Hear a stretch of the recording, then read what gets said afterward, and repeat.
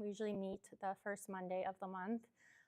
But because it's Comic-Con week, we wanted to celebrate, and we had this amazing opportunity since Oliver's in town for Comic-Con. So yeah, so we're really excited about this.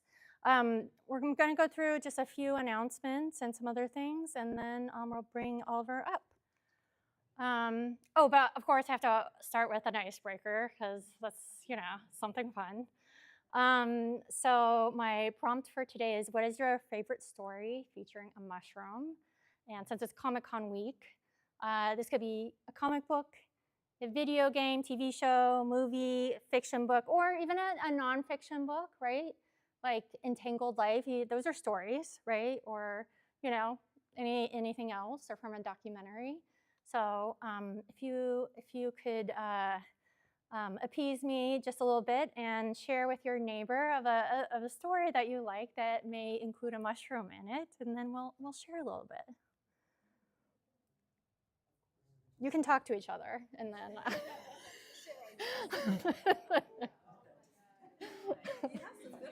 Yes, I put some. These are prompts. Some prompts, some to get the juices flowing. Yeah.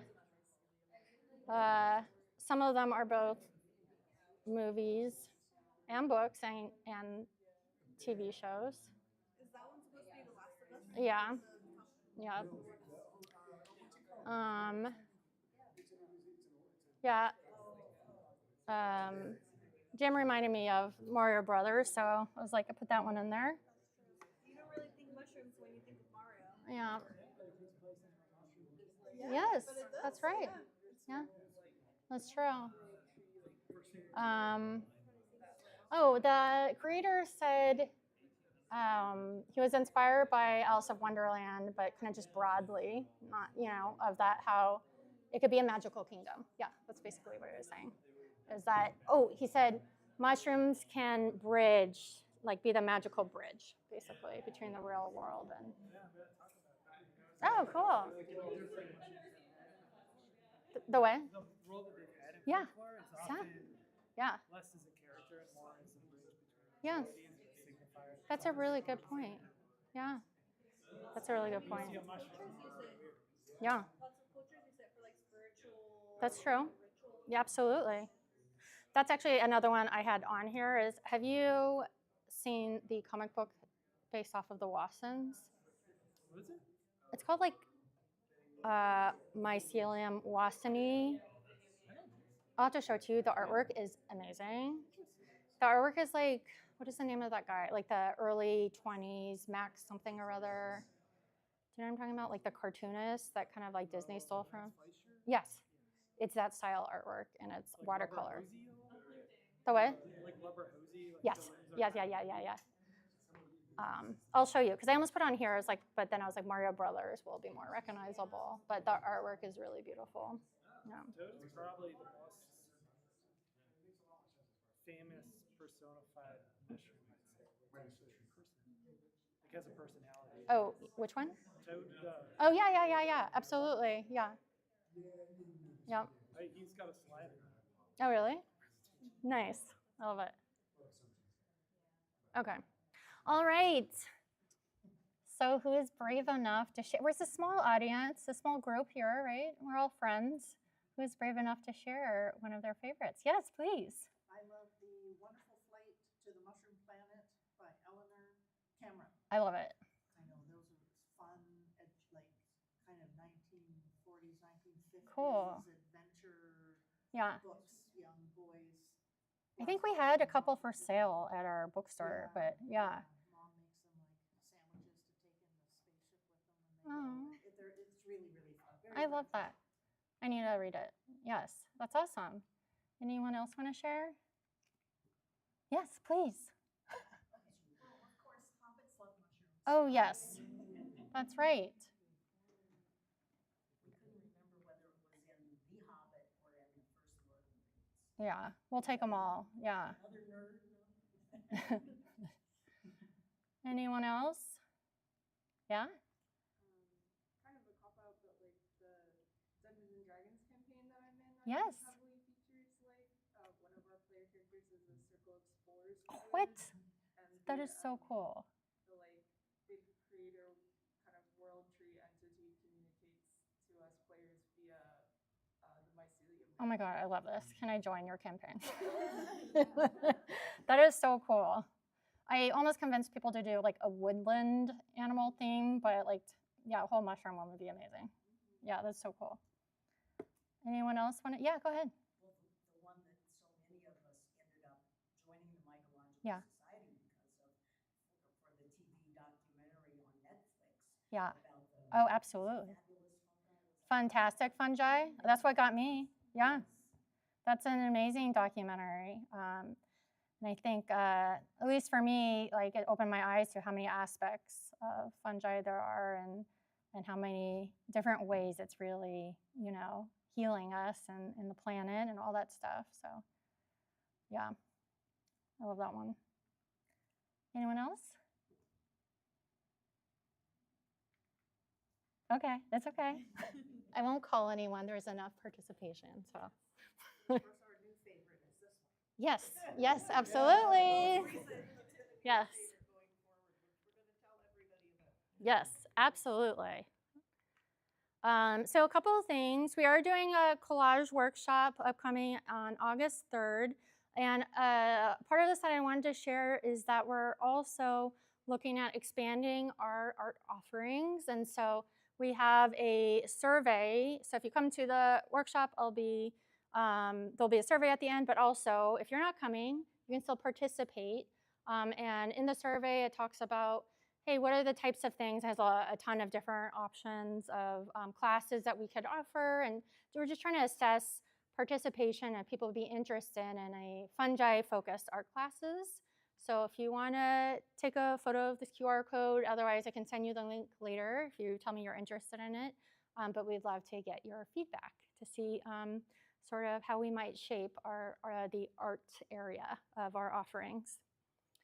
And then also, we're having a really cool event with specialty produce. So for those of you that may not know, they're a San Diego company, and they bring in rare produce and fungi from all over the world, and as well as a huge support for our local farmer community. And so they if you ever go to a fancy restaurant, they're definitely using their stuff. So you'll see their trucks around town. But they also, many people might not know that they have a facility that's open where you can go in and shop there just like a grocery store. They have this really cool thing, which they call their like encyclopedia, where they have all list all of the produce and mushrooms from all over the world. And have like stories about them, kind of explain what they are and where they come from, and the indigenous communities that grow them. They've even created a documentary, and they came to our fungus fair last year, and they were so excited to see how many people were interested in mushrooms, and so they wanted to open up their facility so we can take a look at what they do there, and they're going to prepare a tasting as well. So they'll have mushrooms and produce for us to taste.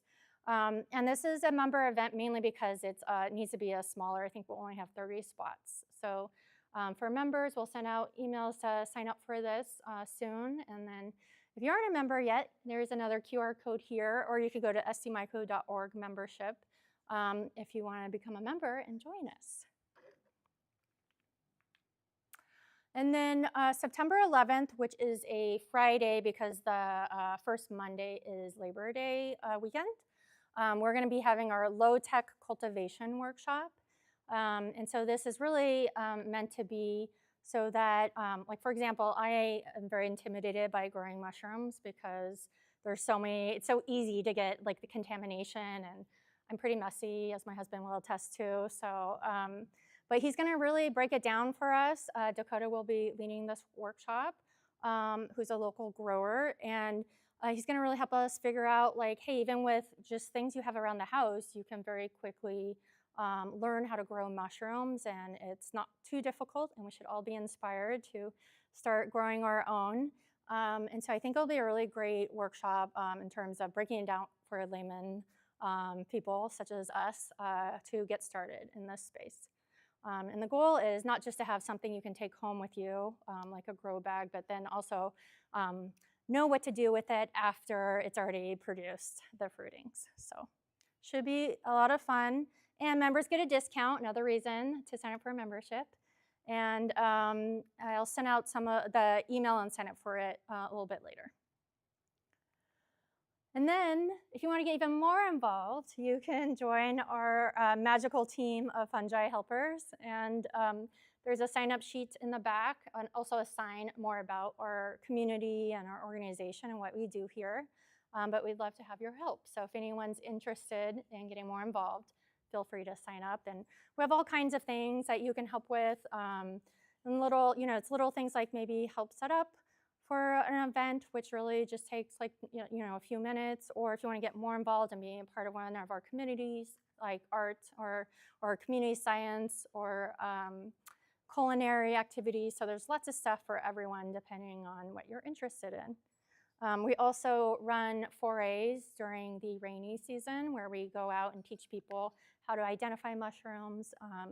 And so those are also another great opportunities where we need helpers on those trips. So I think that's it. So I just really quickly wanted to introduce Oliver. Like I said, I'm super excited to have him here. I learned about his work last year at Comic-Con because that was last year did the program, right? It was amazing. So he designed the cover of the Comic-Con program. I was like, this work is so beautiful. It had such beautiful line work, and the scene was so cool, and it really emulated everything that Comic-Con is. And then my friend texted me because he went to his booth. And he's like, I think you're gonna wanna know this, because I think you're into mushrooms, so you might wanna check this guy out. And then that's how I found him, and I was so excited. But just to tell you a little bit more about Oliver, he grew up in Philadelphia. And comics were an occasional treat picked up at a gas station checkout. But then also he spent time near Wissahickon. In 18, what? Or Wissa, as the locals call it. It's an 1,800-acre forest preserve tucked away in northwest Philadelphia. And from what I understand, it's a place where he went to breathe and reset, and where his love of ecology took root. And for Oliver, ecology is a lens he applies to everything, as you will learn today. Organisms, emotions, human connection, spirit. He'll tell you we can't heal the natural world without looking inward first, which I think is really beautiful. And fungi naturally thread through all of it. Which is what he explores in his debut graphic novel, The Mushroom Knight. And he probably won't tell you this because he's too humble, but Oliver won the Manning Award at the 2024 Eisners for Mushroom Knight. And for those of you that don't know, the Eisners are the Oscars for comic books. So this is a huge deal. When I read this, I was like, oh my God. So it's very special to have him here tonight. So let's welcome Oliver.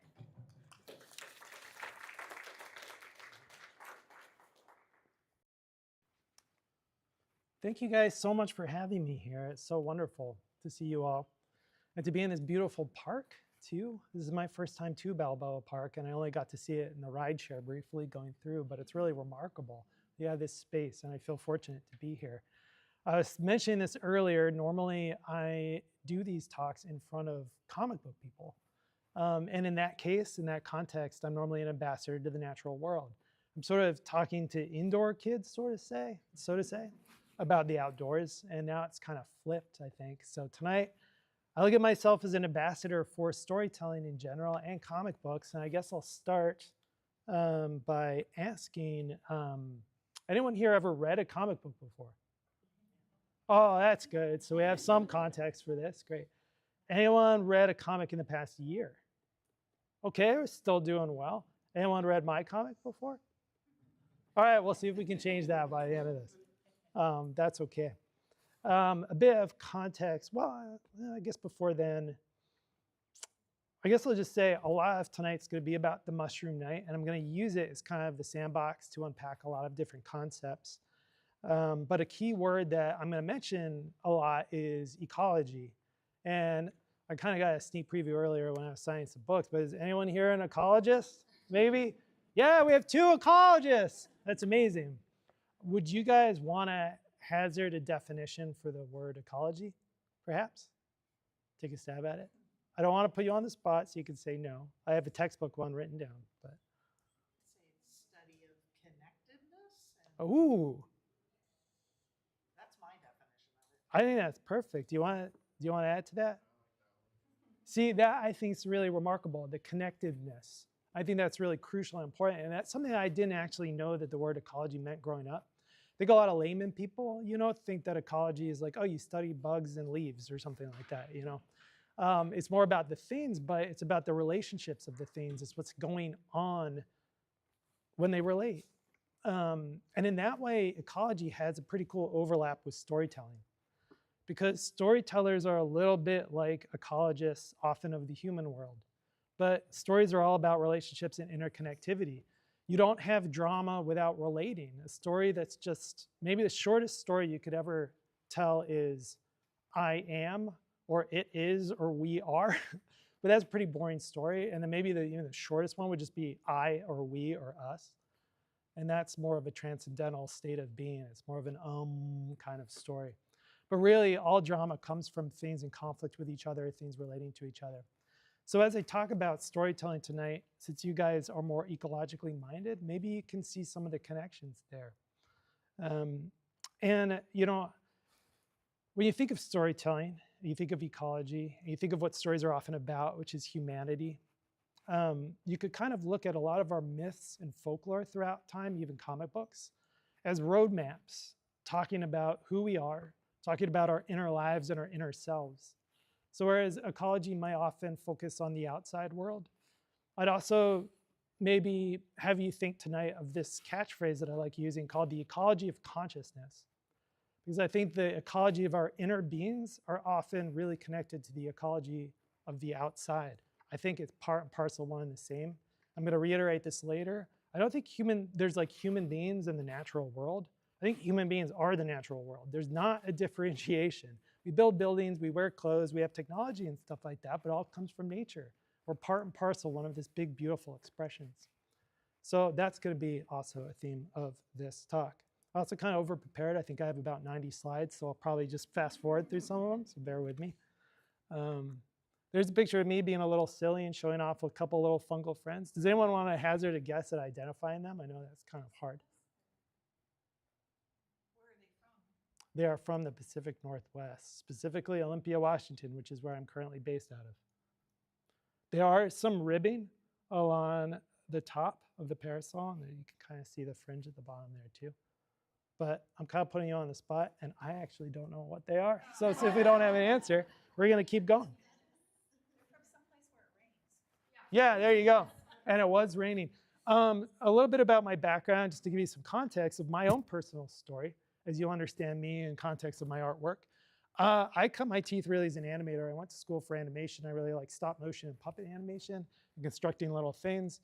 Most of my commercial work was for companies. The top videos there are for Farmers Insurance, little commercial. The bottom left there is the guy lifting a hamburger, is for the Hard Rock Cafe's World Burger Tour, which you never knew they have every year. But they do a special burger at all their locations around the world. And they hired a studio that hired me to make these animated hamburger commercials for every place that they were featuring that year. That's Grease, I guess. Sorry. And then that's a Volkswagen commercial, that little bus with the popcorn on it. The premise of it were, I think all these cars were going to a drive-in movie, and the cars were like people, and they all got snacks and whatnot. And the movie they were watching was Cars, and the cars kissed. It's kind of corny. These are all for telephones these days. This is some somewhat personal work. The top is a music video that I directed for a band called Me Without You. If anyone's familiar, they're from Philadelphia.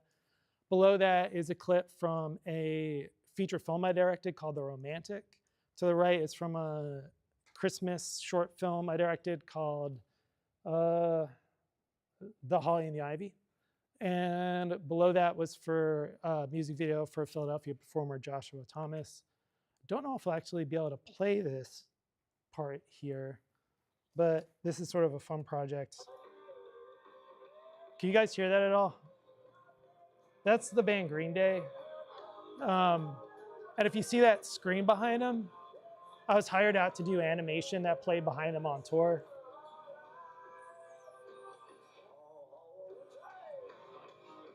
That was a lot of fun. You wouldn't know this, but in the middle of nowhere, Pennsylvania, near Lancaster, it's famously known for its Amish. There's a big, giant warehouse where they build out professional performance stages for things like the Super Bowl, but also Lady Gaga and Taylor Swift. And the artists will come in, they have a hotel there, and you stay there, and then they have a place that makes riggings for the lights, that does all the effect work, that does the pyrotechnics and what have you. And then all the stars come and they go out to go bowling in the middle of nowhere, and it'll be like, oh, we just saw Lady Gaga at this little restaurant. It's really no idea myself, having lived in Pennsylvania for 30 years, didn't know that that existed until I was invited to be part of the secret society, and now you are too. Right, so what I wanted to do while I was working in animation was tell my own stories, and that became increasingly hard to do with animation. So I started dabbling in comics. I made sort of a bunch of little short comics for practice. This is one of the first ones I did. I'd sometimes get hired off the internet to do just little 8-pagers for writers that wanted to pitch to larger companies. This is a pitch I did myself for Baba Yaga, a Baba Yaga fairy tale story called Yaga. And it turns out there's a show now called Yaga that's advertising outside of the comic convention. Stole my idea. And there was this cool grant in the comic world called Creators for Creators, where a bunch of creators, they sponsored every year a $30,000 grant for a new creator to make their own comic book. So I made this, applied for the grant, didn't get it, but I got some work kind of just, practicing there. I did another one based on Rumpelstiltskin. That's my interpretation of Rumpelstiltskin right there. Didn't get the grant. And then I tried it the third time, and I did this. A story about this little mushroom guy named Gallytrot, and I called it The Mushroom Knight, and I applied for the grant, and I didn't get it. And at that point, I was thinking, I was kind of burnt out on animation. I was like, I think it's time I go back to school and change careers, and I started looking into counseling and psychology. I started applying to programs, got my letters of recommendation, started writing my essays, and I was like, oh, I didn't really try that hard with comic books. Gotta really just put myself out there one last time, and I went to a Comic-Con in New York, and I looked for portfolio reviews before I went up to publishers because I was a little nervous. And one of the people doing portfolio reviews was a publisher, and I nervously got in line, and the guy doing reviews was this really harsh guy. He tore up the guy in front of me. I was so nervous, and I was squeaky and shaking, and I gave him my work. And he looked at it, and he looked at me, and looked at the work, and looked at me, and said, did you make this? And I was like, yeah. And he was like, all right, come with me. And he shut the line down and brought me inside his booth. And he gave me his business card and said, I want to buy this story. And then I signed with that publisher, and I worked with him for a year, and then I was fired. Essentially because the guy that hired me was fired, the publisher went to economic turmoil, a new crew came in, and they wanted to remarket the idea for ages 8 to 12 for the middle school audience. They didn't think having a 13-year-old main character, any adults would want to read that. I was told the people who read Batman would not read this, and I had to do middle grade or get out, and I got out. They gave me a little bit of money, and I walked out into the world thinking my dream was over. Started brushing off those applications, went to a Comic-Con in Seattle called Emerald City, saw a publisher there, showed them my work. They looked at it and said, did you make this? I said, yeah. And they said, okay, you're gonna hear back from our publisher soon. And within a week, I was re-signed with Mad Cave Studios. Now I have 2 volumes out currently. They've been doing really well. And there is a 3rd one coming out later this year. And then hopefully there's gonna be a 4, 5, and 6 planned. I'm having dinner with my publisher on Friday, and we're gonna talk about it, so we'll see. So what is this story about? Well, I promise you, is one of the most unique stories you'll ever read, for good or ill. It is unlike any other story you've ever read. And it's a bit of, some people have called it meta-modern. I hadn't heard that term before, or postmodern.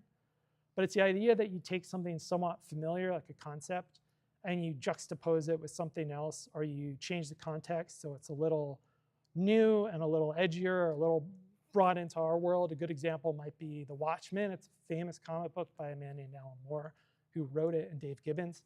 who drew it, and that took the idea of superheroes and brought it into our reality. What if superheroes really were real? You know, that was sort of a goofy idea, Superman, maybe. It was like, what would the implications be on politics? What would the implications be on society if these caped super beings actually roamed the universe? So this is a similar idea, but it takes the concept of the kid meets magical creature genre. You might be familiar from E.T. or The Iron Giant are good examples from that. The 80s was filled with after-school specials of kids wandering somewhere and meeting a dinosaur, and then they can't tell anyone about the dinosaur that they're friends with. So that's sort of what this is, only there's a twist. And the twist is this story is actually being told from an adult point of view. And a lot of people ask me, you know, they see the artwork and it's very cute. That's intentional because the world of these fantasy creatures at the beginning of the story are being interpreted by someone who's 13 years old. And I like to think that these stories that we have about fairies, elves, gnomes are all true. And that's the concept of the Mushroom Knight. All these legends that we have in almost every culture around the world has a legend of a diminutive creature. Sometimes they're just small, tiny little people. Sometimes they're furry. Sometimes they're more like animals. But it's very common. So what if that actually was true? And what if they existed in our world? What if they existed in Philadelphia, which is a very real city? It's like for real, you know, it's gritty, it's tough. What would they think of us? Well, how would they coexist with us? So it's sort of this fantasy concept, but I do it very much through a they're real kind of lens. And subsequently, kind of think like maybe all these elves and fairies could be representations of spiritual beings. Maybe how we see them, if you're lucky enough to see them, is biased based on your own perceptions. And if a 13-year-old girl is seeing one of them, maybe she sees what she expects to see, which is a funny little Smurf, essentially. But maybe they look far more interesting and far more mysterious, and maybe they've been speaking to us in other ways besides fairy tales since time began. But we'll get to that. So the Mushroom Knight is kind of like the Smurfs mixed with Twin Peaks. You got the kind of kid stuff, but then you got this sort of off-the-wall Lynchian element of it, which I'll get into more a little bit later. I should also say that often when I do talks, I have a moderator and they ask questions. And you guys might have questions while I talk. You can save them to the end if you want, but if you want to just interrupt me and say, hey, that's not rude, you're more than welcome to. And this can be more of a discussion. It's a small group here, so don't feel like you need to sit on your hands all the time. And I do have prizes for people who ask questions. So I thought for the first time, and I'll take a drink of water before I do this, I'd actually read from the book. And this is how the book begins. I really wanted to ground it in reality. And so I start by actually, if let's say ecology is the study of creatures within, the relationships of creatures within an ecosystem, I thought I'd start with the ecosystem and start at the very beginning. So let's see if I can do this without my voice cracking. I've also will give you this disclaimer. I had surgery about 3 or 4 weeks ago to my abdomen, and it was as intensive as surgeries can be. So I've been on medication since then. If I seem a little flighty at certain points, it's been a busy month getting my health back and learning how to stand up straight again. So bear with me. But what do you see when you see the wide green world? Nature roars with life. It is all around you. Listen to it. Dig your fingers into the soil and you will hold in your hands a swarming community of several billion organisms writhing in a suspension of air, minerals, water, and decomposing matter. It is an ocean, an alchemical potion of life, emulsified in death. In that concoction, that handful of soil, there are more bacteria than the amount of human beings covering this entire planet. And the bacteria are not alone. There are archaea, the ancient things, protozoa, the first animals, algae nibbling at grains of light in this terrestrial sea. Here there are over 50 million cells of fungi peacocking around like lords with their impressive membrane-bound nuclei ensconcing their extravagant DNAs. Here the mycelium is as common as cobwebs, yet their purpose and capacity are worth the worship of a world of priests. We have only just started to discover all the mysteries here, let alone solve them. Our most celebrated detectives would suggest that the work here has only just begun. Here in the ground, less than a millimeter in length, nematodes slither like serpent gods, older than the ages. Here the slender springtails leap in exaltation. Here the frantic mites scurry for purchase as fragments of soil slip from between your fingers. It is all a matter of perspective. Can you sense them, all of them, singing their songs, saying their prayers?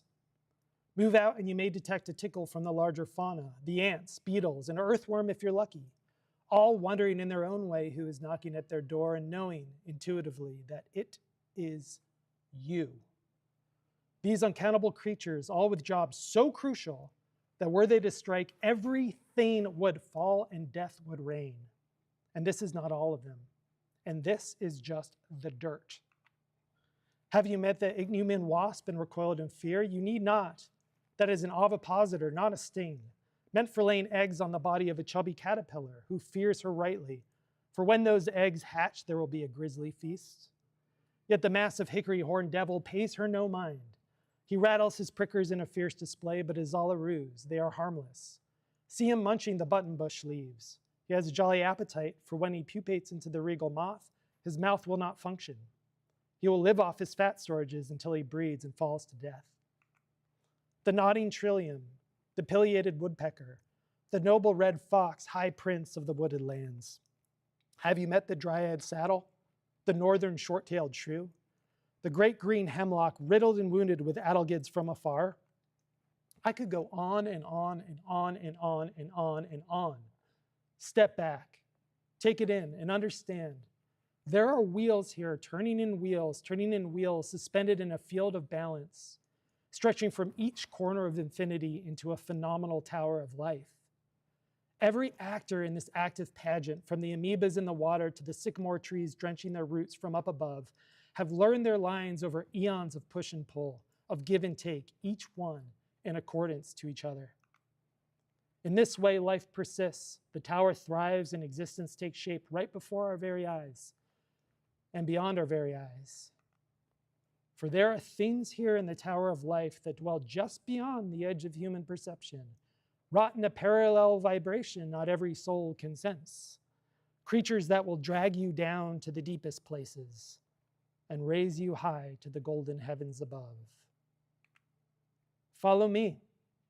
I will show them to you. But mind where you step. They are everywhere. And that is how the mushroom night begins.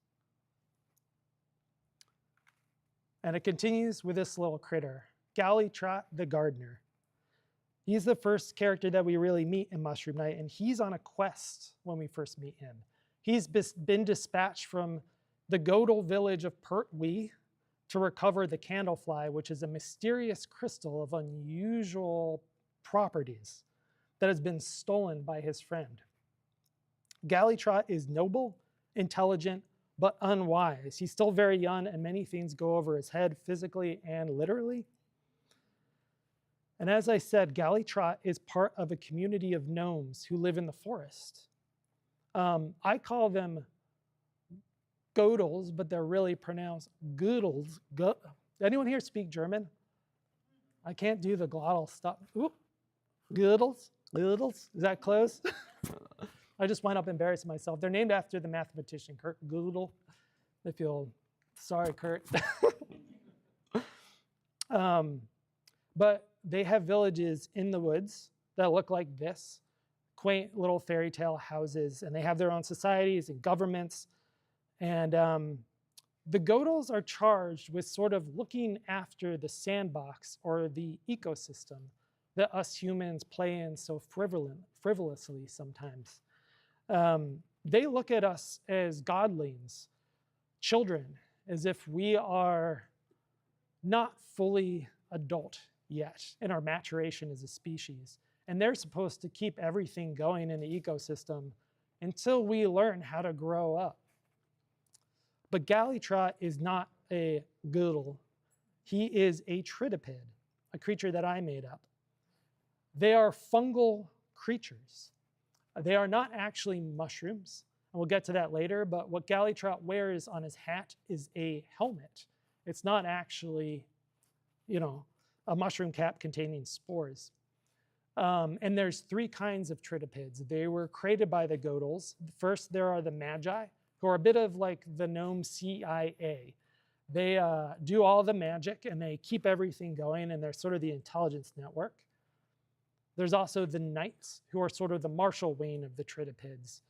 We'll learn later that there's these creatures called trolls that exist, and every once in a while the trolls bloom and become a hassle, and the Knights generally take care of them. And then there are the gardeners, of which galley trout belongs to, and gardeners protect the biome from invasive species of plants and animals. So they basically keep the balance. As you see here, here are some of galley trout's friends. They call themselves the Pumpkin Brigade, and they're cutting down a tree of heaven in the Wissahickon woods. All right, is anyone here familiar with Tree of Heaven? I don't think they're actually made it this far west. Oh, we do? Oh, that's a shame. So, yeah, they've taken over Philly.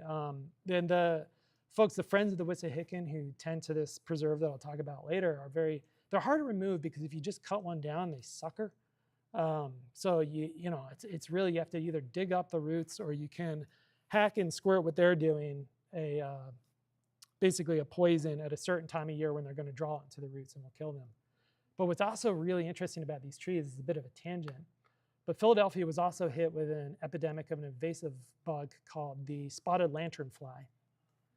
And they're a real hassle because nothing ate them and they would really do a lot of damage to trees.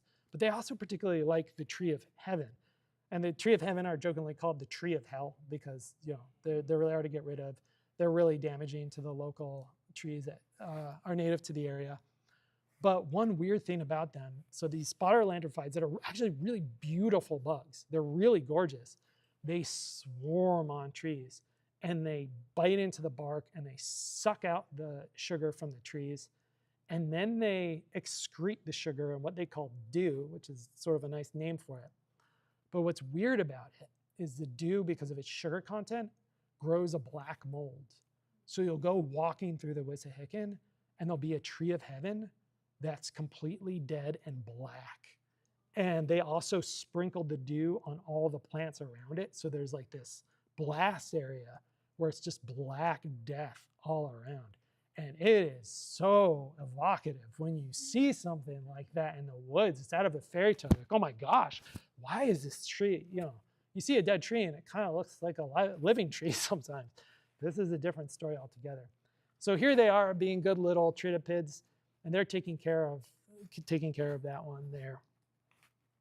So galley trout is going through the woods looking for this stolen crystal when he encounters Lemuel Clemens, a 13-year-old girl from a Philadelphia neighborhood called Germantown that abuts the Wissahickon.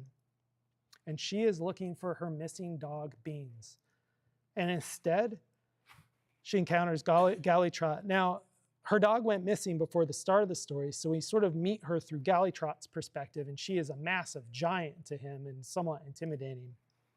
But unbeknownst to her, galley trout manages to borrow a little bit of her life energy and repair himself. He's wounded along his adventure. You can see he's missing his leg there.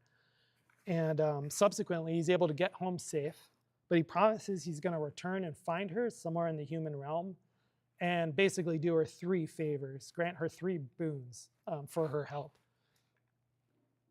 You can see she's a little flabbergasted at meeting him there. Lem herself is a shy kid. She's very talented. She is a musician, but is unfortunately bullied quite a bit at school. And there's an upcoming talent show, and with the stress of her dog going missing and the bullies, she's not quite sure if she's going to participate in it or not. So that's kind of her arc throughout the book. There's her showing her lost dog poster to galley trout. When he visits her finally in the human world, his clothes are destroyed in the journey, so she dresses him up in her troll doll clothes. He picks out outfits. First, he picks up one that looks like a pumpkin, and she's like, "You can't wear that." He's like, "I've always wanted to be a pumpkin." It's like, "It's not Halloween." And finally, he puts that on. She's like, "You can't put that on. It's a wizard." And he's like, "I've always wanted to be a wizard." And finally settles on that one. So as the story, there's him on the hunt. in her backyard looking for beans. There's Lem playing her keyboard there. She is a synth player. I played synth when I was younger. That's a little tidbit, and loved vintage classic analog synthesizers. So I threw that little love into here. And she's rewarded at the end with the kind of synthesizer I always wish I had when I was young. So here's some scary stuff. At the edges of this story, there's a creeping darkness, and I mentioned those trolls earlier.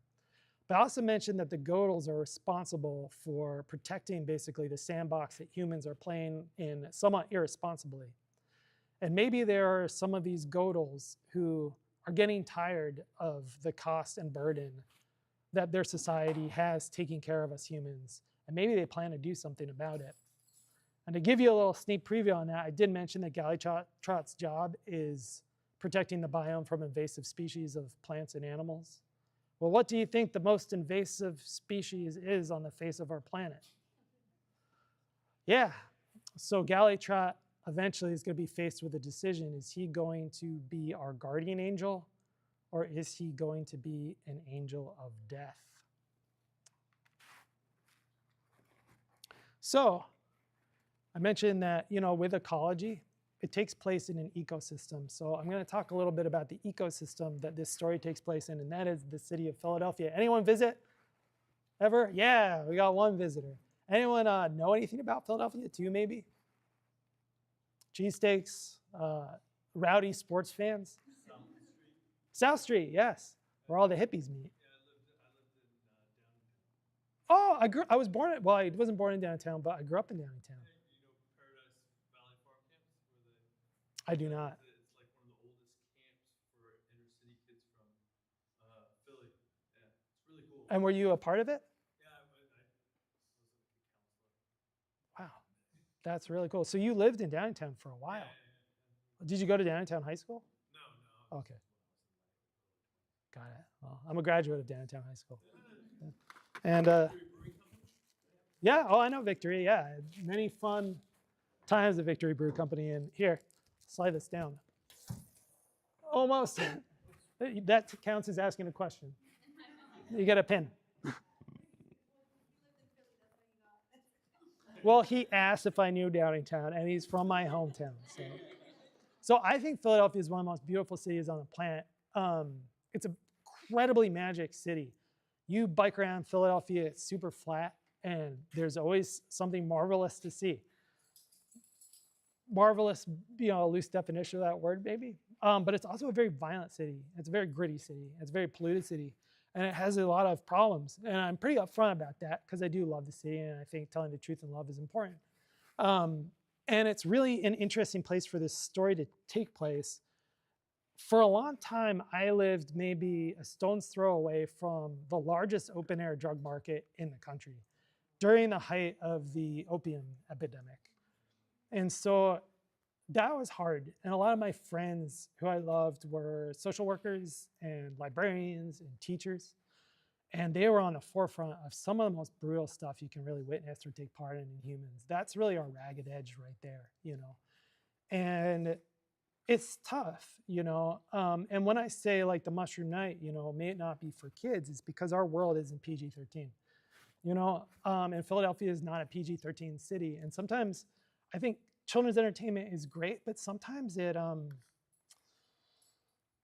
lies a little bit. And if the lie is too convincing, it can ill-equip children for what the world really is like. And if you're a kid in Philadelphia, you see stuff, and then you read the Smurfs, and there's dissonance there.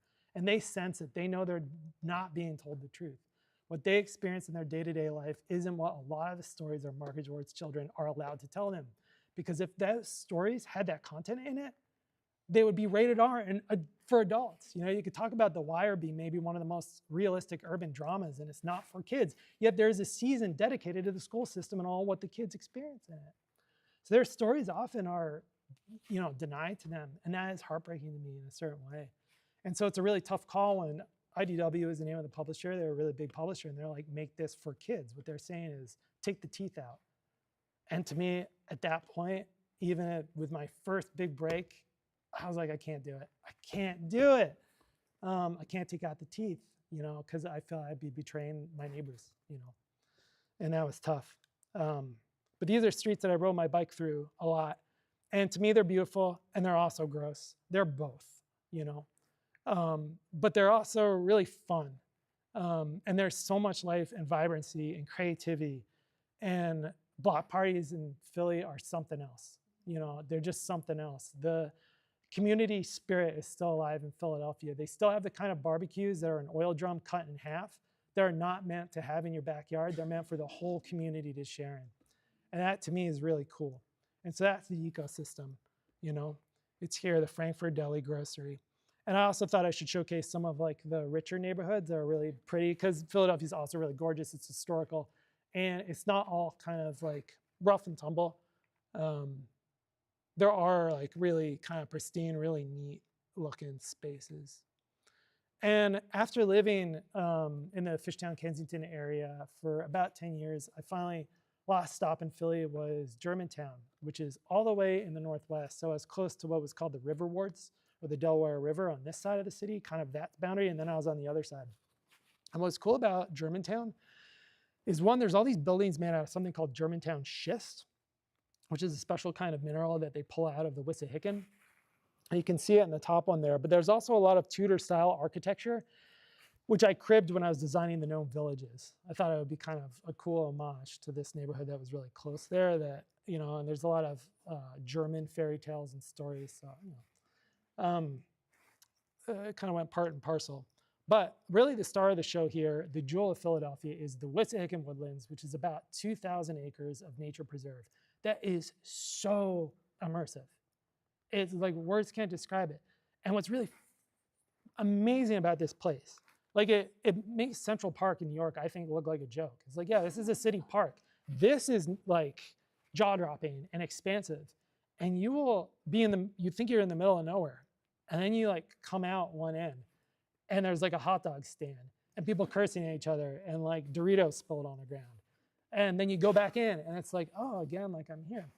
So I was kind of, when I started, you know, writing this story, I was going through probably one of the darkest periods of my life psychologically, and I was in a big funk and I was depressed and anxious. And I was basically like a little bit of traumatized with some of the experience that I had. And I would go into the Wissahickon often on these long walks, and I'd breathe the air, and it was so meditative. It was so restorative. And I could walk there from the house that I lived with my lovely wife. We moved there when we got married, and she's sitting right in the back there. And she also helped color books 1 and 2 of Mushroom Night, so I thought I'd give her a shout out. And this is where I started fermenting the idea of the Mushroom Night. Let's see.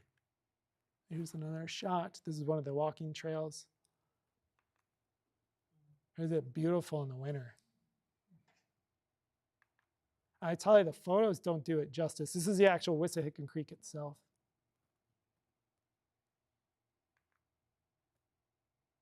And, oh, that's me being goofy.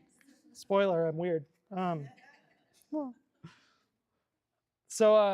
Yeah, that's what kind of got me into nature, so to say, because I looked around and I wanted to know the names of all these different things. I wanted to know more about their stories. And being in nature really was a restorative time. It really cleansed some of like the urban scars that I got. And I was working on my next pitch for this Creative for Creators grant, and I knew I wanted to do a fairy tale. And that's when I wound up reading a lot of fairy tales and, you know, seeing the common theme of elves, sprites, gnomes, these diminutive people. Oh, I might be getting ahead. But I also really got into mushrooms. And mushrooms were kind of like I feel like the toy at the bottom of a cereal box. That would be like what you get on your walk. You know, they're like little treats. Because sometimes the trail can be like a little boring or a little samey sometimes. And then your eyes are just combing through, and then boom, there's this bright pop. There's a beautiful orange amanita there. And you're like, what is this? You know, and they're so mesmerizing. They're so evocative. And you're like, what are you, you little creature? And we wound up joining some nature groups. I became a volunteer in the Wissahickon for a short period of time. And then eventually we moved to the Pacific Northwest, which is very mycologically minded. There's a lot of mushroom groups and a lot of really good mushroom hunting because it's wet a lot of the year and they're just easy to find. It's kind of the nice thing. There's a lot of gray in the winter and it gets really depressing. But the great thing about it is you go into the woods and the green is radiant. All the mosses are popping and all the mushrooms in their various colors. And that's where I'm being a bit of a goofball. You can see some examples there. And so we joined a club out there too. Stephanie is an avid mushroom forager. She, more so than I am, I'm busy at home drawing, and she goes on these wonderful adventures with our dog Ori and comes back with treasures. I think you took this photo maybe. Oh, there is actually this is from this fall, right by this path that we get on. This is actually by like a major road where we park and then we get onto a trail. There's just these amanitas that were marvelous. They were underneath, and they kept coming up for like a month, underneath a bunch of oak trees. And there had been a lot of ducks that we'd park there and we'd just see ducks kind of hanging out. I don't know if they're eating the acorns or not. That's what I think. I don't know if the combination of the acorns in their droppings maybe instigated these guys to grow. I'm not really sure. But your guess might be actually better than mine. But they were just, yeah, okay, there you go. It was just like this incredible harvest that we kept popping up. It was really something out of a fairy tale.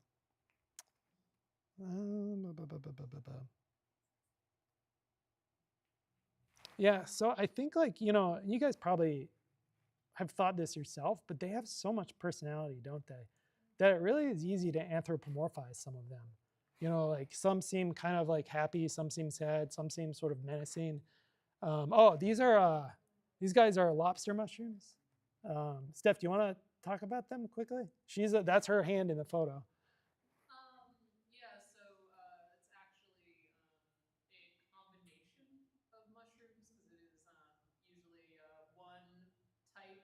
It's a Rosella or a milkcap mushroom that then gets infected by a parasitic fungus that actually on a DNA level changes them from being inedible mushrooms that don't taste good at all to being actually like delicious food flavored mushrooms, which are like these lobster mushrooms. They turn from usually like kind of pale beige or white to bright like fire engine red and start popping up out of the ground in like actually kind of around like this time of year in a lot of the old growth forests around us. But yeah, they're really good in pasta. Boom. Yeah, we ate pretty well. We've been lucky. We found chanterelles. There's various poultry of the woodses at various times. Oysters, yeah. Yep. What's the name of the forest again? Oh, so this one here is not to be confused with the Wissahickon, which is the Philadelphia one, and the mushroom night set in Philadelphia. It's a little strange because as I was working on the mushroom night, I wound up leaving Philadelphia over the process. So these are actually taken while we were in Olympia, Washington. Are you willing to reveal your source of lobster mushrooms? Well, actually, I mean, most of the lobster mushrooms I picked in the like Evergreen College trails. Yeah. Yeah. Evergreen College is where Matt Groening of The Simpsons went. This is like kind of their claim to fame, but it's a local. There you go. Oh, yeah, yeah. Oh, this is even better get. This is what you learn when you went to school for animation, but then you do a talk with mycologists. Yeah, these guys just seem like they're standing around having a conversation, I feel. But what are they talking about? I know. They're on our side. So yeah, I really wanted to show not just the beauty of Philadelphia, but the beauty of the Wissahickon and what a marvelous thing it is. And what's cool about the Mushroom Night is the story starts in the 90s. It'll later cut to present day, but we're also exploring the world with short stories and getting guest illustrators to draw them. And the Wissahickon for like centuries has, thousands of years really, really cool stories and really interesting people that have lived there and interacted with the place. So this is a whole like ecosystem being dissected in narrative over time, and we'll be able to flash back and tell little tangential stories.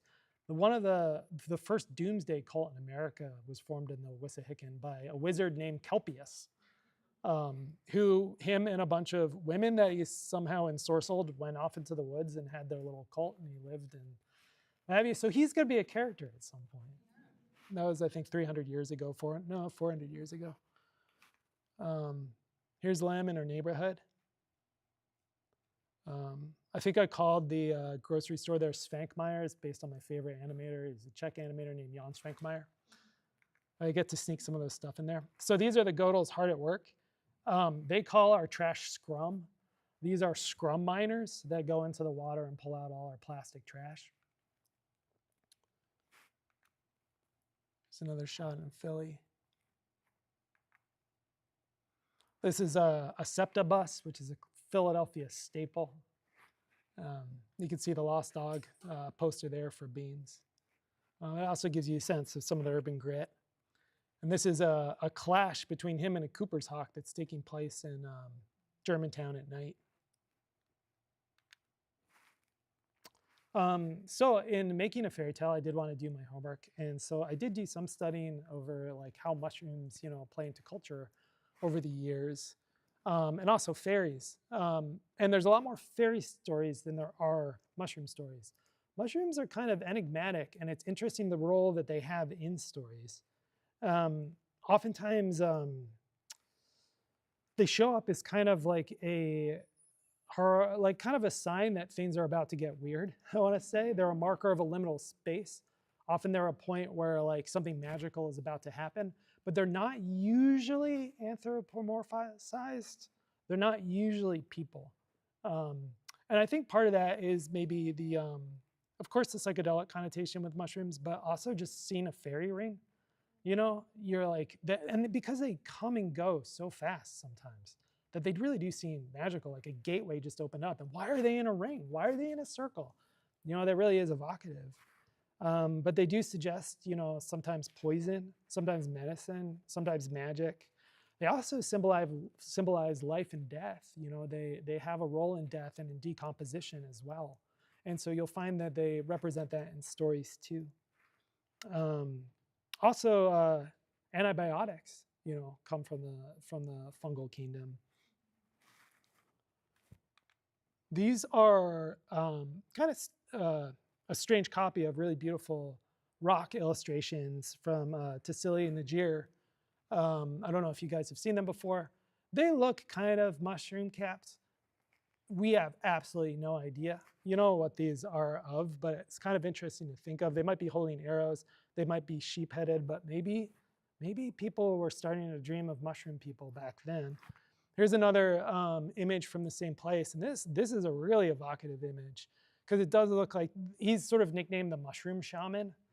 That's sort of, I think, our pop fascination with mushrooms looking backwards. But it is so interesting, isn't it? It's so stunning. And you could just look at that for such a long time and think back to like, humans have been on this planet for a long time. What we know of humanity is so limited to such a small stretch of information that we've managed to preserve through luck. And so much has been lost over the years. Let me, I'm going to blame the medication affecting my memory. But I mentioned it in the back of this book, so I can give you an estimate.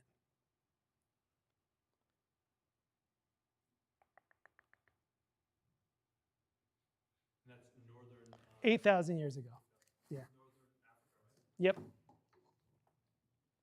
And there's some petroglyphs in Russia too that look kind of mushroom seeming, but I don't have them in this presentation.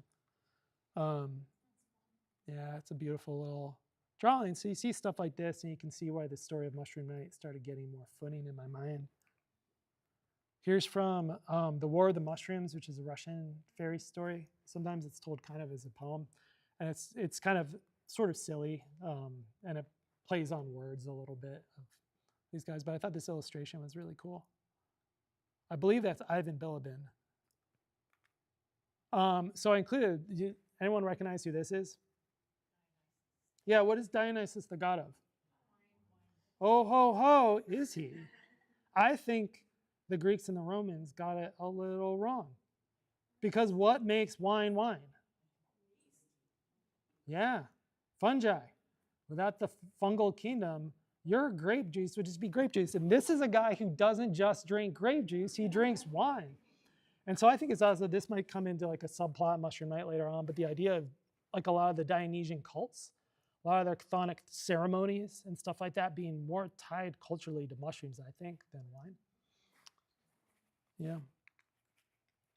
Here's another Ivan Bilibin drawing. This is outside Baba Yaga's house. I did a lot of research on Baba Yaga when I was working on the other pitch. But you see all those kind of amanitas chilling out by that horse there. I think that's the horse of day, or the night of day. So you know something's going to pop off when you see the mushrooms. And here, of course, what?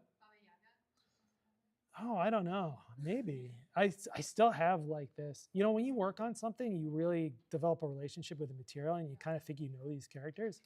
And I always feel like when I don't get to realize an idea, they're pissed at me. Baba Yaga is someone that I don't want to have angry at me for very long. And I've had some bad luck as of late, so maybe I need to tell her story and get her off my back. We'll see. But you can see she's covered with mushrooms down there. And that's kind of the motif. Something's important is going to happen. A main character is being introduced. Something's going to change. The main hero on their quest is about to undergo a trial or a transformation. And so when I showed you those pictures of Lemuel in the beginning, and she's sort of looking at Gallitrot, that's her encounter. That's the point where her world's never going to be the same again. Oh, and this little guy. Yeah, I think he's like the most famous mushroom on the planet, mushroomy person, I think. I couldn't really think of anyone more famous than Toad, right now at least. So there's a lot of characteristics to draw from the mushroom world, from the more esoteric, occult, strange, witchy, down to the whimsical and the pop culture, because mushrooms are just charming, they're fun, and kids love them. They're neat, you know? So part of the book really has a whimsical heart to it. It's not all self-serious. It needs to be balanced out by the jolly good fun of a little mushroom guy just enjoying life. So that's in there too. So about designing the characters, I wanted, as I said before, you know, maybe these are symbols of more divine beings or transcendental creatures. And Gallitrot, yeah, Lemuel is saying, wait, under your badges, do you have a mouth? He's about to eat a piece of hot dog. And he says, I have something like a mouth. She says, do you have a face? And he says, I have something like a face. She says, can I see? And he says, no. Now turn away. It's rude to watch a tritopid eat. And you can kind of see as these weird little tendrily things coming out. It is said in the lore of the Mushroom Night that if a human sees a tritopid's true face, they will go mad. And that's going to be a little side story like I talked about before. Someone who accidentally the wrappings came off. But so when I designed Gallitrot, you know, he has that mushroom helmet. He's instantly recognizable on posters. Oh, it's the Mushroom Night. There you go. But it's really the helmet comes off, and that's what I really wanted thematically to be in the character design. Is there's more of this than meets the eye. This isn't just like a little kid's story. There's layers to this character, and he's peeling them back right now. And just like mushrooms, the more you study them, the weirder they are. I mean, it's so interesting that the mycelium's the organism, right? You know, the mushrooms are just a little thing that pops up, says hello, shoots out its spores, and says goodbye. Might be food for something for a little bit. But there's this whole underground network that, you know, you don't really see unless you get your hands dirty. And so that's represented a little bit in the design. But there's also something there that I wanted him to be enigmatic. And it's interesting drawing a character that doesn't have a face because you can't rely on facial expressions to convey emotions. So I really have to use his turn of phrase, his language, and his body language to do that. But she has a very expressive face, and she's got these big, beautiful eyes that take in the world. And so, but she's plagued with self-doubt at the beginning, like a lot of kids are. And so Gallitrot's more extroverted. So he's kind of like lacks a means to be easily recognizable, but he's very expressive. And she has the potential to be expressive and the tools to do it, but is introverted. So that's how the two are paired at the beginning. And there's some visual cues there that I think make them not just relate to each other in the story, but there's part of your mind that kind of sees the physicality of it, I think. And it's same with this little guy here, Grekken. He's a pumar. It's a type of godel that are furry and they're nocturnal, so they have these big eyes and can see in the dark. And as you see there, he has this little buddy with him called Pazumi, who's a snooter pillar. That's what I call him, and will someday become a snooter fly. But if you look at his face, what's he missing? Yep, eyes and a mouth. What does Pazumi have?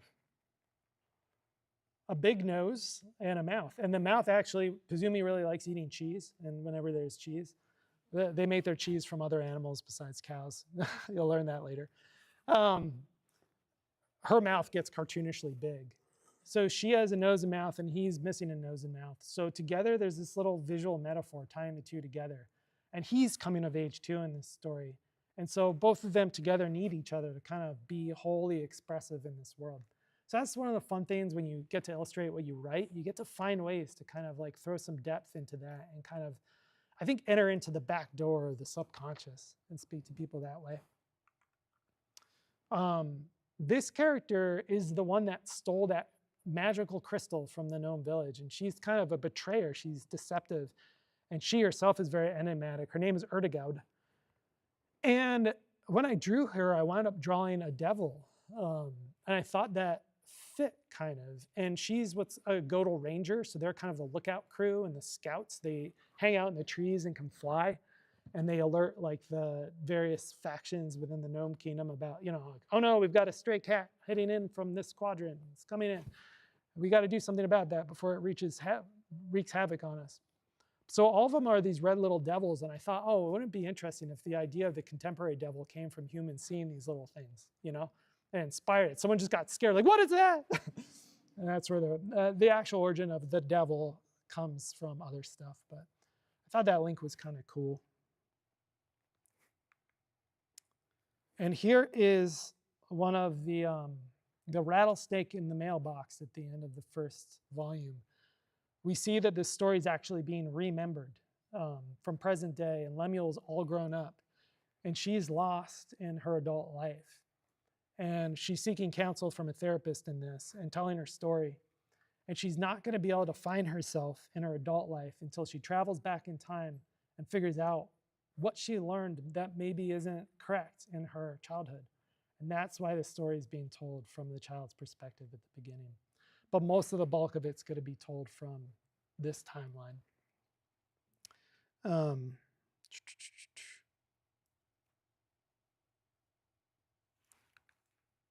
Yeah, so now I'm going to start talking about the ecology of consciousness. So first I'll say, everyone here probably knows how to tie their shoes. Is that correct? Does anyone remember when you learned how to tie your shoes? Or who taught you? You do? Kindergarten, yeah, that's about when I learned.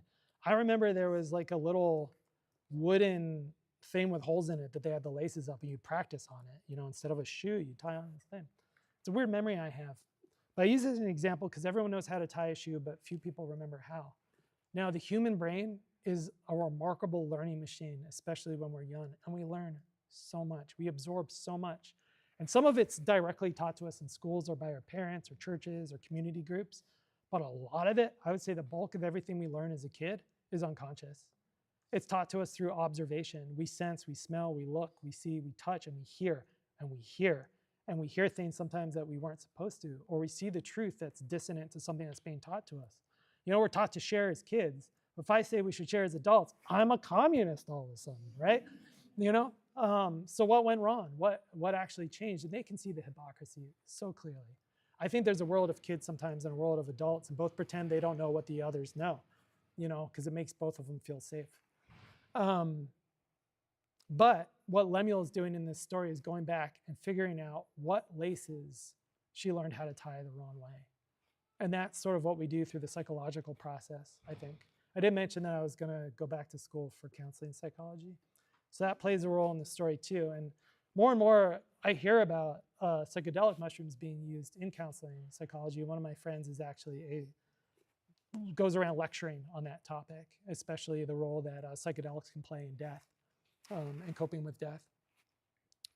So the ecology of consciousness is a pretty simple concept.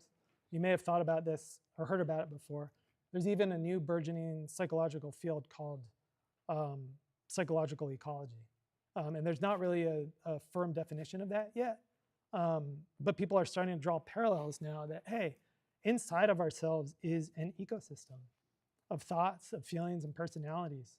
And we tend to think of ourselves as just one person, right? It's just me. That's the only person here.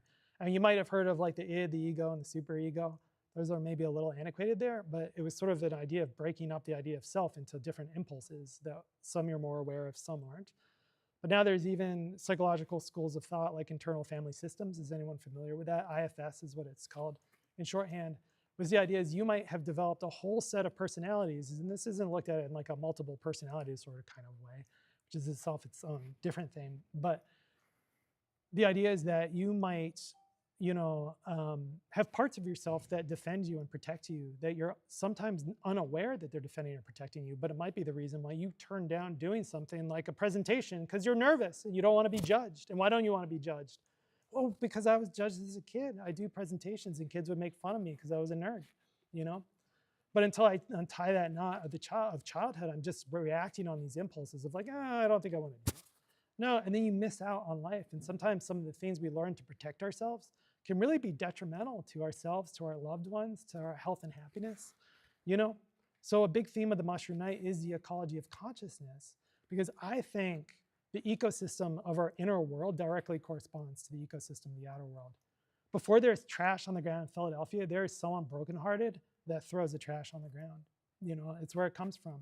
That dissonance, that sort of I'm too tough to care mindset, those have the root in real shoelaces that were tied incorrectly, And it's a lot of work to go back and try to figure all that out. It's really the work of a lifetime, I think, to find out who you are and what you're made of, But it's an important work, and I don't know that we're going to make meaningful changes to our species until we do it, and we do it collectively, and we support each other in that work. And it's happening a lot. It's happening a lot through social media as people become more aware of psychology in general.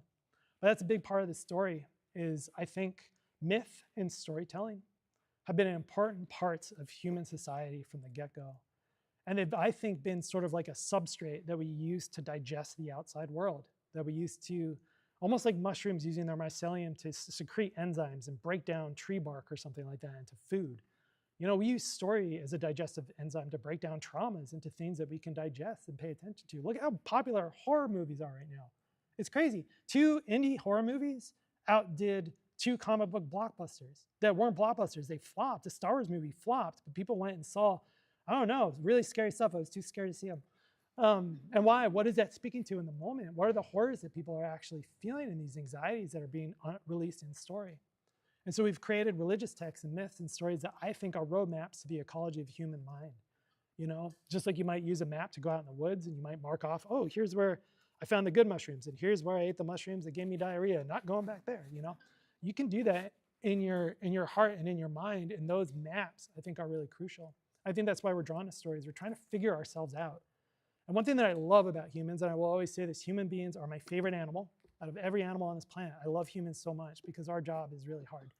And we have a lot of suffering, a lot of awareness of our suffering. I think I went off tangent there a little bit. What was I trying to say? Yeah.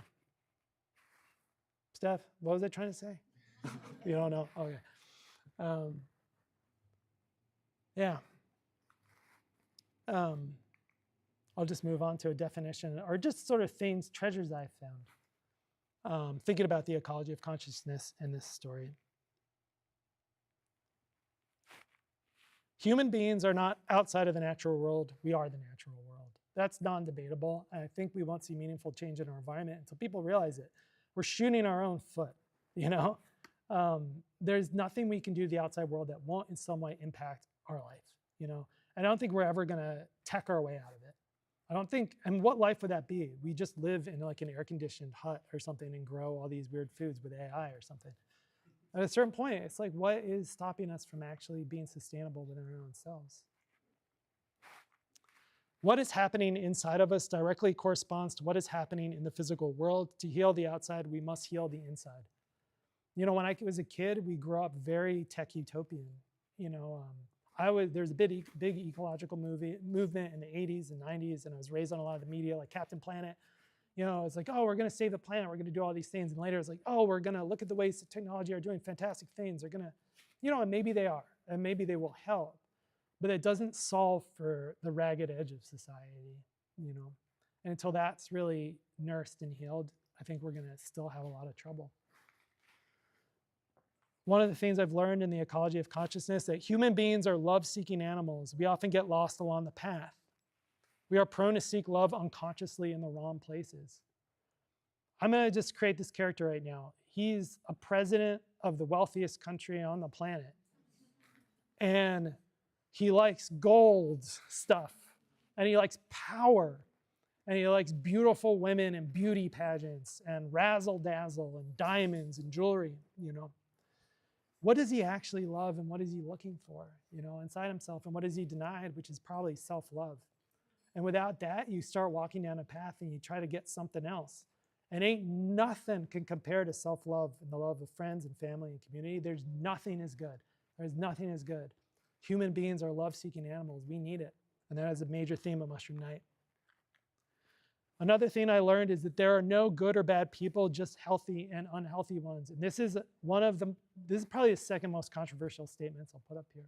People like to have bad people because if we actually have a thing called a bad person, we can just kill them and get rid of them. And then the world's fixed. If we could just put all the bad people in a room and kill them, it would be great. Okay, we can imprison them. Fine. It was like, okay, there's a lot of problems with that way of thinking. And I think actually instead of having healthy and unhealthy people, we have people that exist that are complex, and in their complexity exists in various stages of unhealth and health at the same time. And they come in and out of both, you know? And when you start looking at it that way and compare it to the world, like, do you actually have a bad caterpillar? Like, you're a bad caterpillar. You're a bad donkey. You know, you're a bad tree. You know, that doesn't make any sense. You have unhealthy animals, you know, and you want to make them healthy, you know? You can have unhealthy plants. You can have plants that are maybe in the wrong place, normally because we put them in the wrong place. But they're not bad. You know, they're doing what they're supposed to do. And I believe it's the same with us often. And this is probably the most controversial statement I'll make. Death is an inevitable expression of love, but our fear of death can lead us into dark places and down the path of unhealth. And this is, I think, the lesson of the mushroom and what people are learning a little bit on psychedelic mushrooms and how they can help people sometimes. And what I mean by it's an inevitable expression of love, you've probably heard in Christianity, Christ died so that you may live. Have you heard something like that? Maybe even if you're not a Christian. Christ has died so we can have life. Well, we're all going to die so the people that come after us can live. We're all going to eventually give our lives back to the ecosystem. How incredible is that? The last thing each and every one of us will do on this planet is an act of generosity to the highest degree.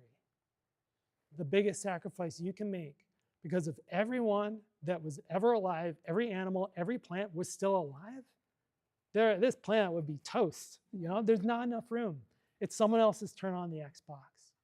And I know I might seem old to some people, young to some people. I'm really in the middle. But I've had my own brushes with mortality this year and had to go through several months of not knowing if I would actually be alive today giving this talk.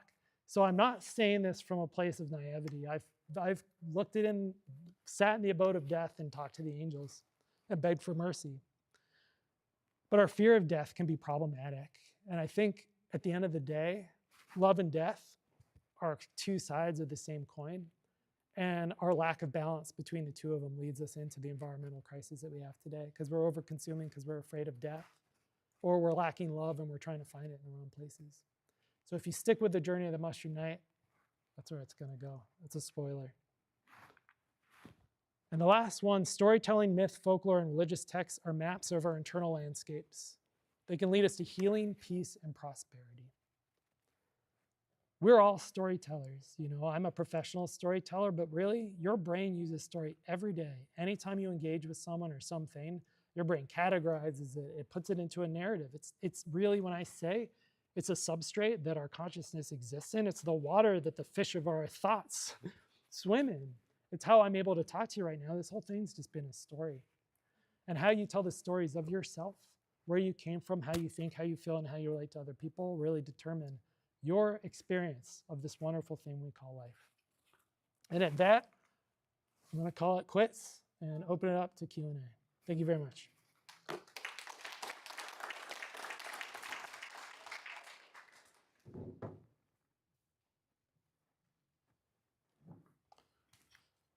First question here.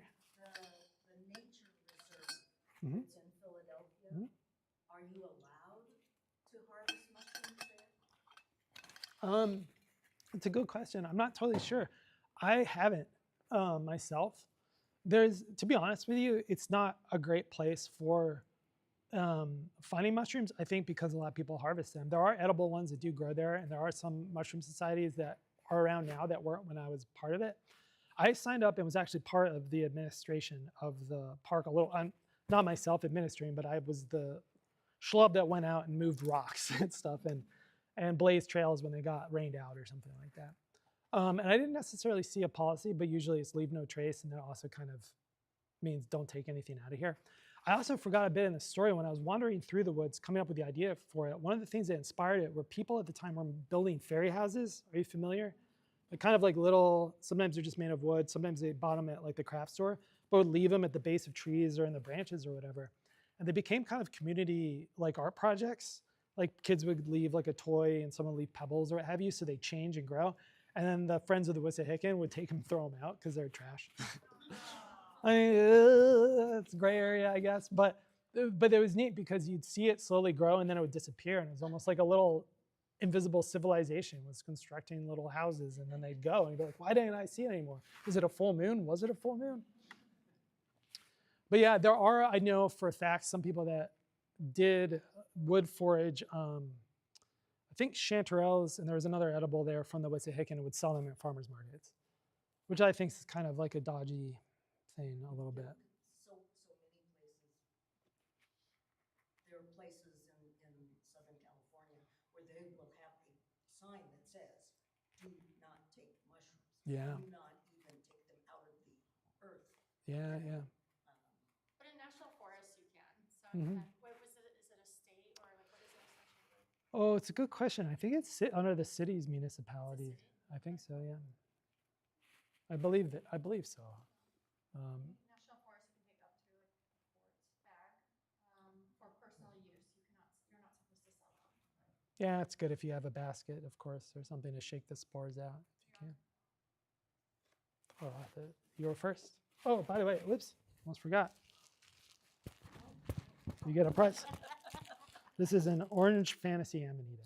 It's not a real one. It's fun. Would you like a little pizumi? Oh, that's so cute. That's before you ask your question, so it should be a good one.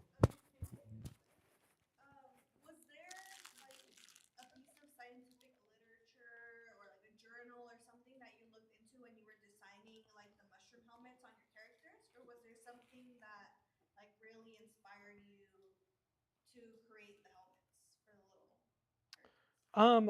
I like the idea that they're not his real head. You know, that it is something there. And the idea was essentially that they're like, you can see the dots there aren't like warts, they're like really perfect circles, kind of. And they would maybe put them on as like warning signs for other animals not to eat them, potentially, you know, like a sign of toxicity or something like that.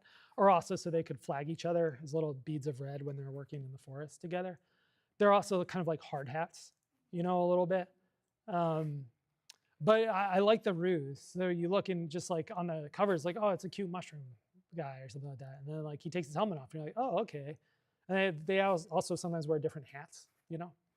And then you realize that they're all bandaged up and you're like, what are they concealing? And that's kind of like with mushrooms, what are they concealing? You know? So you mentioned that they are fungi, though. Is there any other things that didn't inspire you when you thought about that they're fungal creatures? Oh, well, yeah, it's more probably thematic, I think, than maybe in their, because it's kind of silly that they have like these bodies a little bit. I don't even know at that scale, like a very humanoid body would be very effective. You know, it'd probably have bigger hands maybe. But it was more like wanting to capture, I think, like the charm of mushrooms, but then the scariness of them too, like the poison element, the psychedelic element, and then also just like the almost like Dionysian element, the deep inside the earth where all the mystery pageants are happening. You know, these are ancient creatures, and also we don't know a lot about them. You know, as I said at the beginning, there's more unsolved mysteries, and we've only just begun solving, you know, the ones that we know of. I think you had one. I was wondering if when you were researching kind of like the fairy tales and thank you. Yep. Folklore of everything, if you ever wandered down the cryptid path, because I know Pennsylvania specifically has this thing called the squonk, which is like a goofy little guy. And I was just wondering if you ran into those at all, or if you were kind of more specifically in the fairy vein. No, I don't know the squonk. Oh, I don't think so. You should read the squonk. It's like this really pathetic little creature. And it basically, it's kind of like, I think it was a lumberjack tale where if you heard like weird cries in the night, it was the squonk. Interesting. It's spelled how it sounds. It's like It sounds very Philly, at least. It probably isn't, but. So were there any cryptids that inspired them? I mean, to a degree, gnomes are cryptids, I guess. It may not fall. I don't know if you get a book of cryptids, if elves and gnomes or trolls would be in there.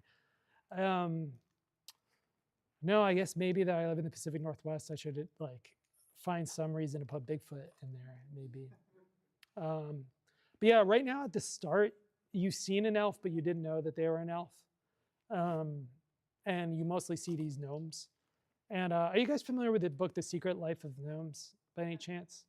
It's what the cartoon David the Gnome was based on. That was popular on Nickelodeon in the 90s. It is really cool because it's almost like it's sort of like a scientific take on gnomes. You know, like it shows cross sections of their houses and how they like tunnel into tree roots and stuff like that, and dead trees, and really sort of does take gnomes seriously, and so does the TV show. Like these are what they make their clothes out of. This is when they do this and that and the next thing. So that was sort of an inspiration, and trolls have usually been the enemy of gnomes for whatever reason in folklore. So we're gonna meet trolls next. There's kind of like during our World War II, there was a great troll war. There's a troll warlord called Pepinigi, who's quite devious, and we're going to learn his story and as the trolls start coming back and haunting the woodlands and how they connect to humanity too. Yeah. Yep. I'm just curious if there's like some Buddhist or Japanese like inspiration too, just because I already got one. Oh, that's right. Yeah, Well, do you want? I want to give it to someone else. You can go to. Yeah. Yeah. I'll pass. Just that because of like even the helmet almost has that like shogun.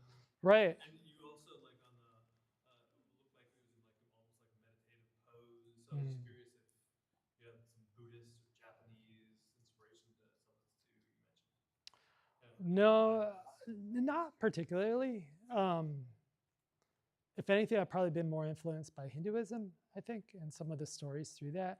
I'm not too familiar with I know the basic concepts of Buddhism, and I've used like the Plum Village app to meditate before.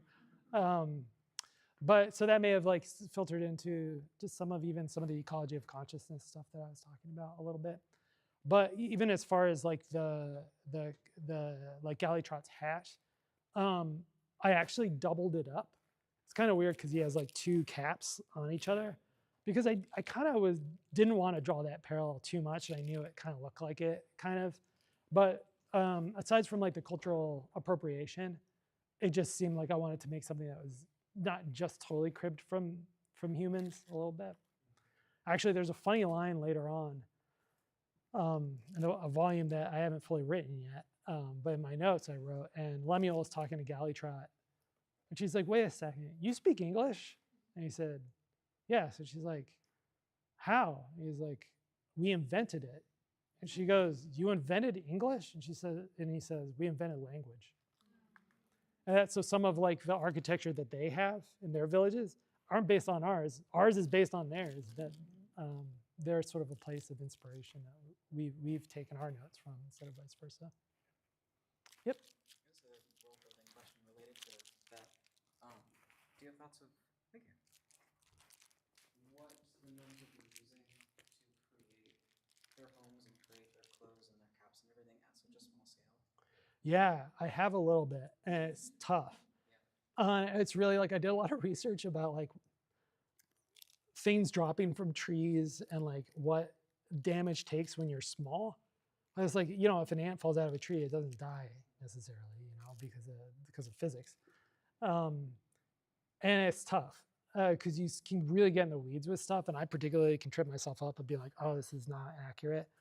For instance, this little guy here, his outfit there, his armor is a shirt stuffed with shells that they've broken up. Because I thought instead of it just being sand, that they kind of be like all these different little plates, kind of, but would still be lightweight enough, and that these guys would be proportionally, you know, Spider-Man's supposed to have like the strength proportionately of a spider. So he's not like has the strength of a spider. You're like, oh, I can just step on him. It's supposed to be if a spider was our size, so it's a similar kind of idea. I think that he'd be hard to stab through those shells at some point. So it's like plate mail made out of like shells. Exactly, inside like what's that called? Yeah, you got it. I should give you a second pin, but it's the one that you already have. Well, I've got one more pin, so oh yeah, you had a question. I'm sorry. Just behind you, but you get the last pin. I don't know her name exactly, but young Lemmy, I think. Lemuel Yeah. or Lem? She really reminds me of my niece, and so I was Oh. curious, like, are you inspired by real people? Like, what's your, like, do you draw from real people for your characters? Sort of. She's kind of like her look inspired by my Aunt Mickey, especially my Aunt Mickey when she was younger. I've only known my Aunt Mickey to be older. So I drew that a little bit in some of the ticks, and also it was fun just kind of looking at old pictures of fashion in the 90s and looking at old catalogs and stuff like that to figure out the outfits and stuff like that. Because you also have to think of like, she's maybe not fashionable, so you look at the fashion and have to think of like, oh yeah, that's too cool or something like that. She's got to tuck in her shirt and have her pants too high a little bit. Yeah, and yeah, I think that was probably my Aunt Mickey, where she came from. A little bit. Yes, we'll do the last one. How old were you when you started drawing and doing creative stuff like this? Well, that's an interesting question, and I'll say this. How old were you when you stopped? I never really stopped. There you go. And other things. Yeah, for sure. Well, I mean, So what I do is very creative, you know. oh, what do you do? Farming, landscaping. There you go. That's beautiful. 3D projects. But my father was a screen cartoonist, and he Oh, wow. started out with Disney in 1946, and he worked through all the studios. And Holy smokes. so it was really fascinating as a kid to go into the studios and see how things were made. And Yeah. it looks like the storyboards to how they would put together cartoons, you know. And he mostly Yeah. worked on the Saturday morning cartoons that kids watched for the Geowar Productions did Fractured Fairy Tales. Okay. Yep.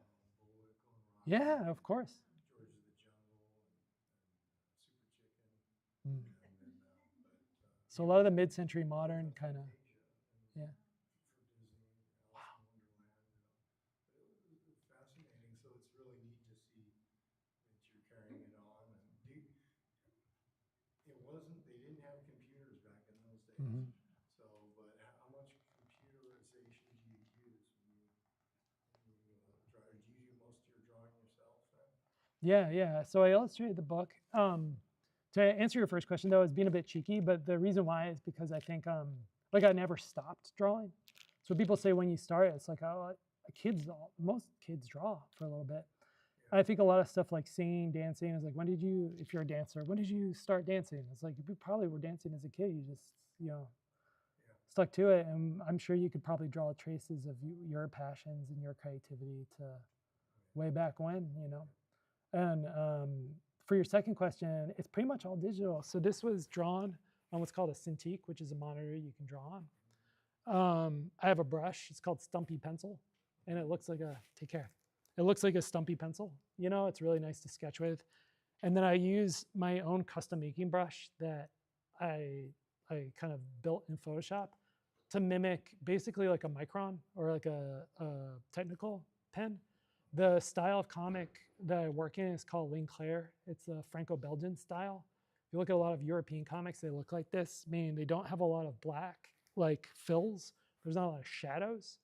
And it sort of is like part and parcel with engineering drawings, mechanical design drawings, where you drop out the color and you can kind of see all the parts. There's not much of a difference between the line weights of thick and thin. We're very much in traditional American comics. You have like thick lines to accentuate stuff you're trying to pop or come out. What actually makes stuff pop is the color. And that's why my palette is somewhat particular, because without the line work doing that, the color is what separates. Do you trace it all in black? I mean, fine black lines? Yeah, it's basically like a piece of paper. Like I'll sketch out with a stumpy pencil, and that'll be a layer. And then I can turn the opacity down. What I actually do is create what's called a clipping mask, where I put a fill layer above it that's all blue. And then I drop it over it, so it's like all the lines all of a sudden turn blue. And so I can see them, but they're a little, it's like sketching with a blue pencil. And then I use like the black line to go over them. And that's where I clean stuff up. Yeah, so it saves a lot of time. The one downside of doing it this way, and I might shift to doing all my inking, do the drawing digitally, because there's undos and stuff like that, and there's copy and paste. Like I move stuff around panels, like, oh, this panel will look better here. But then print it out on a printer big on artboard and do it all in blue and then ink it, because one of the ways you can make your income as a comic book artist is at something like San Diego Comic-Con selling the original inked things. But if you work digitally, you lose that income. And some people will only be paid like $200 per page that they draw when they're starting out in comics, but they could sell the artwork for a lot more. You know, the guy next to me last year at San Diego Comic-Con sold a Teenage Mutant Ninja Turtle cover he did to a Teenage Mutant Ninja Turtle collector for like $5,500. He was probably paid $400 to $500 for the work, for the cover itself. But the art, you know, will find its buyer. So it's much more lucrative selling that. And can't really do that with anything in Mushroom Night so far, so I might switch for that reason alone. And you get the last galley trot. And I have a question for you. Did your dad leave you a bunch of cool like drawings and We have some cells. cool? We have some cells, yeah. And yeah, it was fascinating. He had there was only 3 of them. It was the Queen and Snow White, where she had the heart in the box. Wow. So that Jeez. was an amazing cell. And Yeah, it's motion picture history. got it back in probably 47 or 8, and he sent it to my aunt who lived in Sutton, Quebec, and he's Canadian. He has her dad in the paper, and when he was 21 years old, right out of the war, and then he went to Hollywood. So yeah, but anyway, he gave that cell to her, and then she gave it back. So Oh. it's pretty fascinating. But yeah, to see the ink and paint department, to go into those ink and he worked for Hanna-Barbera, and that was one of those a bigger studio. Jayward Productions was small. It was great. It was a small little place on Sunset Boulevard, but Hanna-Barbera, Cahuenga, it was huge. And to walk into the ink and paint department and see all the different colors of paint, and then how they would do it is it was 28 frames per second, so they'd have to take they would take a picture and throw all those cells away and take another picture. So they had dumpsters in the back with cells of beautiful, stuff. But they would layer it up as many with different characters, as many as they'd stack it up seven deep. Yep. And so the bottom ones had to be a lighter tint, and the upper ones had to be darker. And it was an amazing amount of work that went into those. Yeah, it's really remarkable. Yeah.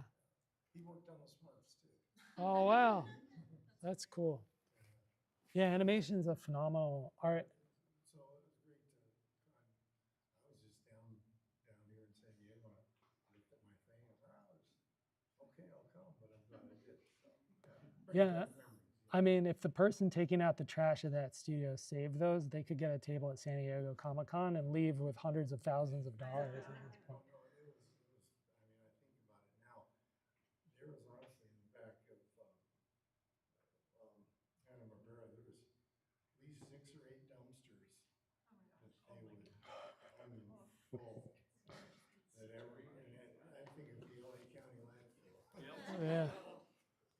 If you guys go trash picking someday or go real deep, you might find. That's true. That's true. All right, guys, I think I need to sit down for a bit. I think we'll hang out for a little bit longer, but I did well. I stood the entire time with a little bit of leaning. So my doctors are going to be proud. Thank you, everyone.